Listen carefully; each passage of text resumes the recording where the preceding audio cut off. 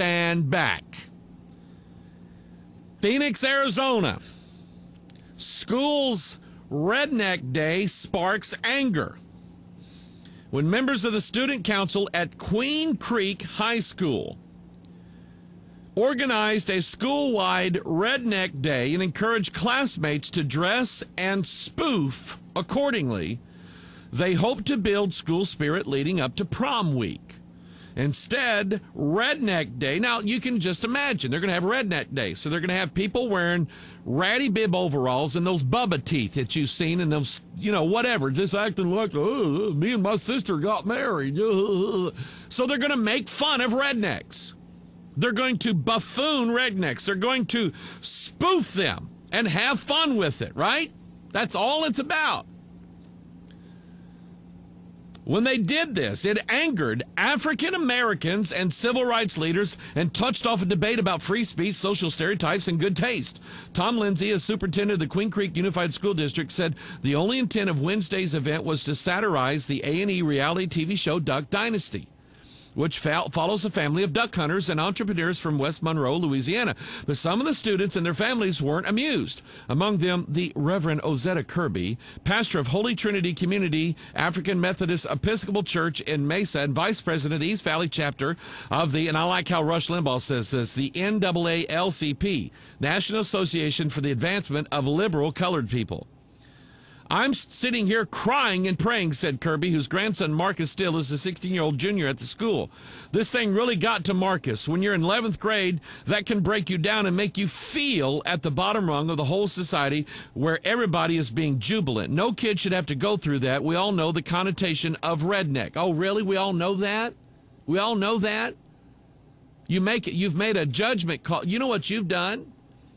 You've made a stereotype of people that they make a stereotype of you. And that's what's behind it. Most offensive to Kirby and others was that one of the students chose to wear a Confederate flag. For many, a grim reminder of slavery and segregation. The Confederacy represents the horrible institution of slavery, and that is a direct attack on African. No, it's not. A direct attack on someone is when you take a hammer or a 2x4 or a knife and you slit their throat or punch them in the eye. That's a direct attack.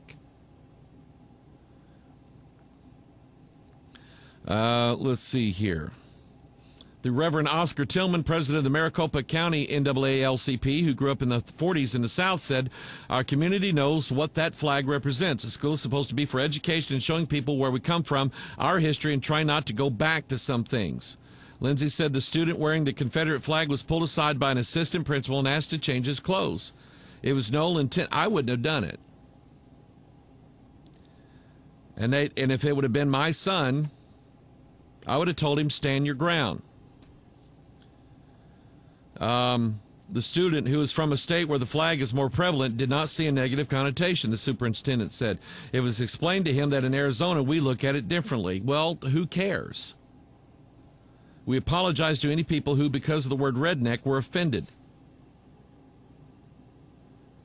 And so the thing is, African Americans, Latinos, Bosnians, everybody else can have their heritage paraded all over the place, but white Caucasians, Americans who were born or raised in the South cannot. We have to act like we are somebody that we're not. We have to pretend that we never existed. Shouldn't make the rednecks mad. Shouldn't ask the rednecks if they think an armed confrontation with the government is necessary. And this is from the Palm Beach Post. I don't know if I'm going to try to get to what I was going to get to today. Beltane. Palm Beach County Sheriff gets $1 million for violence prevention unit amid questions about civil liberties. Florida House and Senate budget leaders have awarded Palm Beach County Sheriff Rick Bradshaw $1 million for a new violence prevention unit aimed at preventing tragedies. You know what that means? Let's lock everybody up beforehand. Let's find the rednecks and lock them up first, just so they don't get a chance to do something bad to somebody. The Minority Report. If you've not seen that movie, I don't recommend going to see a movie. But what I'm telling you is, in this movie is they're these precognitive people in this little triquetra pool thing. They can determine who is going to commit a crime. They can see the future. And so Tom Cruise plays a character that is part of a precognitive crime unit. And so he'll bust into a house just minutes before a guy's going to kill his wife and arrest him for what? What did I do? You are going to kill your wife in about 4 minutes, so we're going to keep you from doing that, and we have the power to arrest you. And this is what this is. Bradshaw plans to use the extra $1 million to launch prevention intervention units featuring specially trained deputies, mental health professionals, and caseworkers. The teams will respond to citizen phone calls. Citizen phone calls to a 24-hour hotline with a knock on the door and a referral to services if needed. In other words, the citizen calls and says, you know, I looked inside my neighbor's garage. He had a Confederate flag in there. So now a team of psychiatrists and social workers are going to come to this guy's house and change his brain so that he is no longer a perceived threat to America. The goal will be avoiding crime, making sure law enforcement knows about potential powder kegs before tragedies occur. So let's think about this here for a minute. Let's let the Chechnyan terrorist kill people in Boston. Let's let them do it. But when it comes to an American who says, I don't like what Barack Hussein is doing to my country, let's dispatch a team to his house. Because he might think that it's okay to do something bad. He might think that. Bradshaw said his proposal is the first of its kind in the nation, and he hopes it will become a model for the rest of the state, like his gang prevention and pill mill units. Every single incident, whether it's Newtown, that movie theater, or the guy who spouts off at work and then goes home and kills his wife and 2 kids, in every single case there were people who said they knew ahead of time and that there was a problem.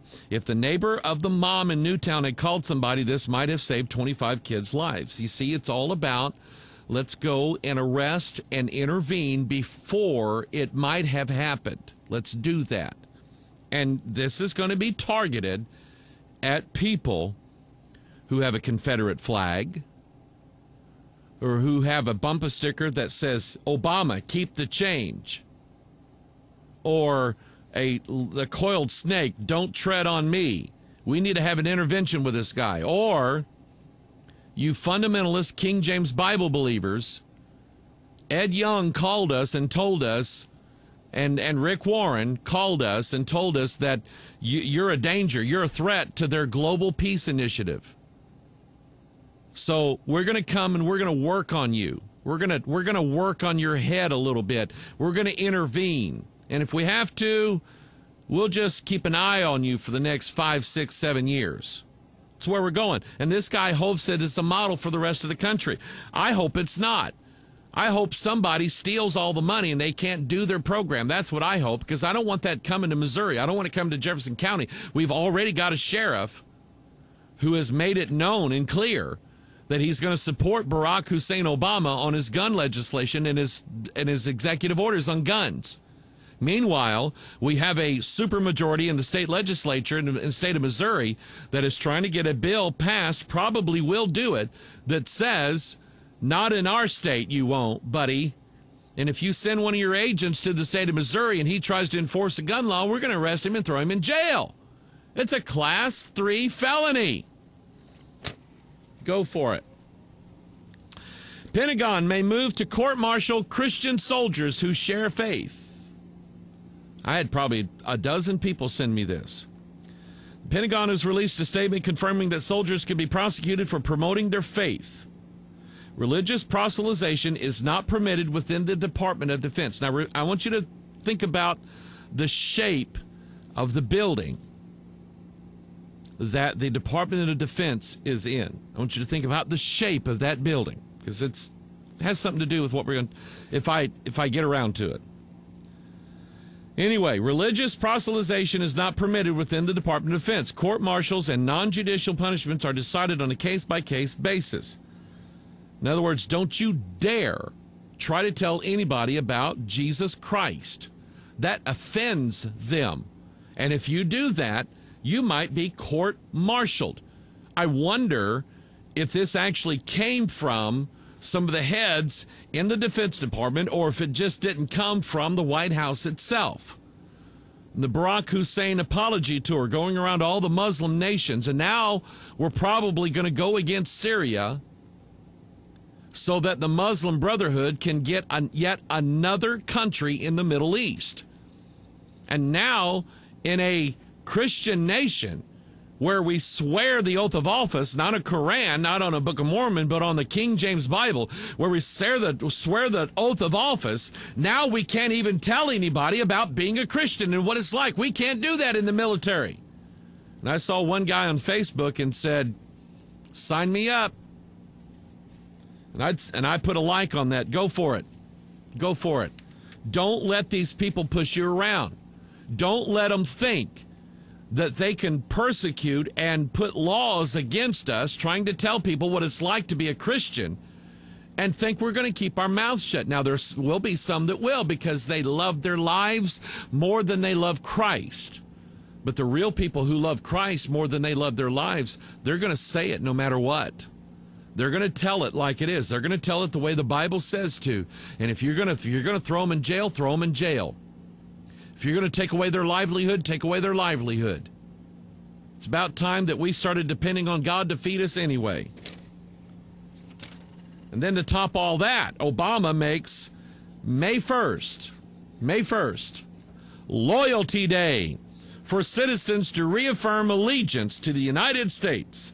And did you hear about the school district that had their children stand and pledge an oath to the flag and say, one nation under Allah? Did you hear about that? In a presidential proclamation signed April 30th, President Hussein declared May 1st